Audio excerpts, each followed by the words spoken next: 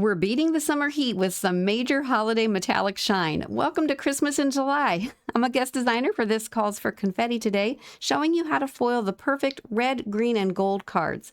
Hi everyone, it's Annette with ASCardDesign. Welcome to my channel, and a huge thanks to This Calls for Confetti for providing all the gorgeous holiday products I'm using to create today's cards. First up, we have the Ho Ho Ho foil and blend sheets. These are toner sheets with different designs, perfect for the holidays.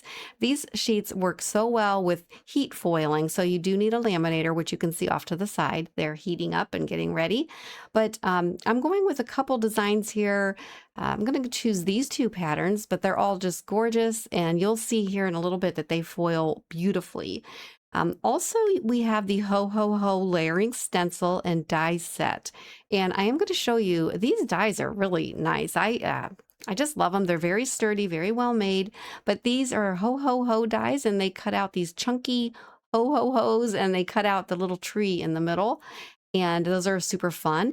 And then there is a 4-piece layering stencil with the same designs that you can ink blend the patterns if you choose on some cardstock or right onto these foiled projects.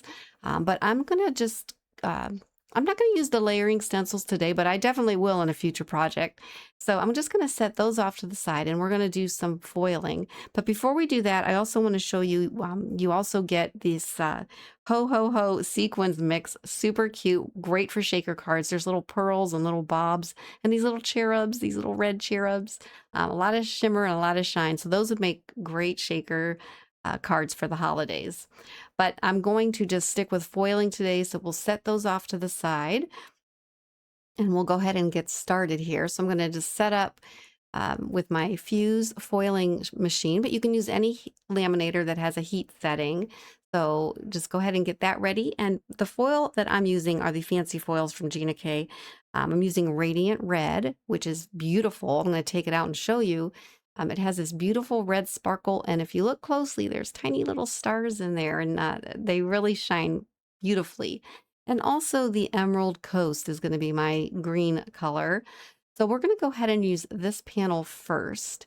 And I just have a piece of parchment paper as my carrier sheet. So you can use a piece of parchment paper or copy paper. And I'm going to start with the Emerald Coast, the green, and I'm just kind of looking at it, and that one is a little bit marred and has little scratches on it. So I thought I better start with a clean sheet. I will save the other one, but I wanted to just get a nice, good foil onto this project. So I'm just flipping my cardstock over and just kind of measuring, and I'm going to cut out a piece to fit. And I cut out a little bit more than I needed, but that's okay. And then what I'm going to do is bring in a soft lint-free cloth. And I find it's a good technique, good practice to just wipe off your project, get it rid of any dust or any lint that might block the foil from sticking. And I'm also just giving the back side of the foil a little rub down. And then we'll go ahead and place, that is the proper placement for foiling. So you want the print side of your toner sheet up and the pretty side of the foil up. And then I'm just going to carefully get that situated into the foiling machine and just let it grab and take hold. And you can see it going very slowly through. So while that's processing, I'm going to get my next panel ready. And we'll do it in the same fashion. I actually had a scrap piece already cut that fit. So it just has to cover the black part of your foil and blend sheet. And again, just wiping down each piece and just getting it ready off to the side. And then the first sheet has passed through, and I'm just going to take that out and let it cool for a second. And while that's cooling, I'll go ahead and run the other one through. I love foiling, especially for the holidays. It just adds an amazing amount of shine, even more so than heat embossing, which I also love. All right, so if you're curious, all the supplies I'm using will be listed in the description below, along with links to This Calls for Confetti to their site for more inspiration. So be sure to give them a like and subscribe to their channel. So there you can see that beautiful Emerald Coast foiling on that panel. Just gorgeous, instant shine. And I will save the negative piece because I do have blank toner sheets that I can foil, and it will foil all the green down. And wherever you see green on that panel there up on the screen, it will be white. So it'll be mostly green with that negative piece. All right, so here is our second reveal. Wait till you see the shine on this. It's really, the camera doesn't do it justice because it's really hard to pick up those stars in that pattern, but hopefully you can see it as I turn it right side up. If you look closely, you can see those stars twinkling in that foil. Just gorgeous. I love it. All right, so I'm going to get all this cleared away, and I'm bringing in my Gina K Intricate die cutting and embossing machine, and we're going to do some die cutting. I have a couple pieces of scrap cardstock, just the same gold that I'm going to be using for the matte layers, and this really fun striped piece of scrap paper that I found in my stash that actually has a gold stripe through it. So I'm just lining up those ho ho ho dies and taping them down so they don't move, because there's not a big piece of scrap cardstock, so I did not want them to shift as I was die cutting them. And then we'll go ahead and just take those off, and you'll see how cute this design is. I love die cutting on scrap cardstock, especially pattern paper, because you get the most unique designs, and it's always kind of a little bit of a surprise to me. So there's how those are going to die cut out. Super cute.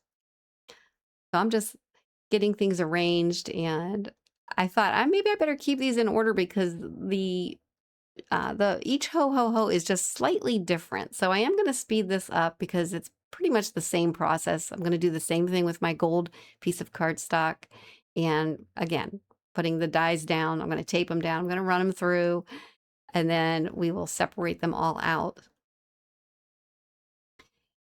And I'm just carefully kind of lining up and thinking maybe I better keep these in some kind of order so it's easier to glue later. But there's the dies, and I thought I was done with the die cutting machine. I forgot I needed to die cut my panels, so I had to bring it back in.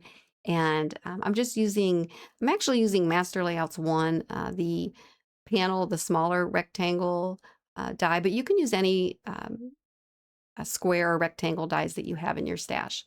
And again, speeding this up just because it's repetitive, but I'm just die cutting, cropping and die cutting these panels out. These cards come together so fast because the foiling does all the heavy lifting, and so do the die cuts. So there's that gorgeous red, the radiant red.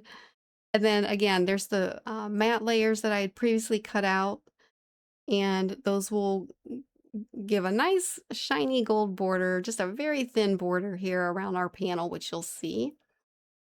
And I'm just using liquid glue because it'll give me some room to get it right in position, right where I need it. So I found that when I was gluing these die cuts down, it was easier for me to start with the trees because then I had perfect placement for the H's. So how do I know? Because I did it the other way and it didn't quite work out. So when I recorded the video, I'm going this way first and it worked out much better. All right. And then I'm lining up my H's. And I'll show you a little tip here in a second with the other one when we do the other panel. But I thought these little trees were so cute and I just wanted to add one on the corner. So I thought, oh, why not? So I thought I'll just tuck him right there in the bottom right corner. And that's pretty much going to be that panel. And we'll glue it to a card base here in a minute.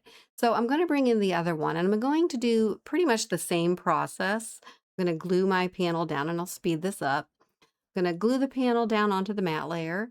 And then I'm taking time and I'm thinking, okay, I got my dies all out of order. So I brought in the first panel to use it as a guide, and I kind of lined everything up where it needed to go in which row, because they are slightly different shapes. So I found that one of the H's didn't quite fit if it wasn't in its proper location. So that's what I was doing there. So now I'm just gluing those down. This panel is a little more busy than the other one, but I still like it.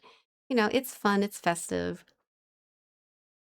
And I thought I was going to put the tree down again, but I thought, nope, I'm going to leave it off. It has plenty just the way it is. And then I have my USA2 side folding card bases, and I'm going to go ahead and glue my panels down. These cards are almost done. Super easy project. I love these products from This Calls for Confetti. I hope you do check them out. My supply list does have affiliate links that are at no extra cost to you, but they do help my channel, and I greatly appreciate it. And we'll just get this panel onto its card base.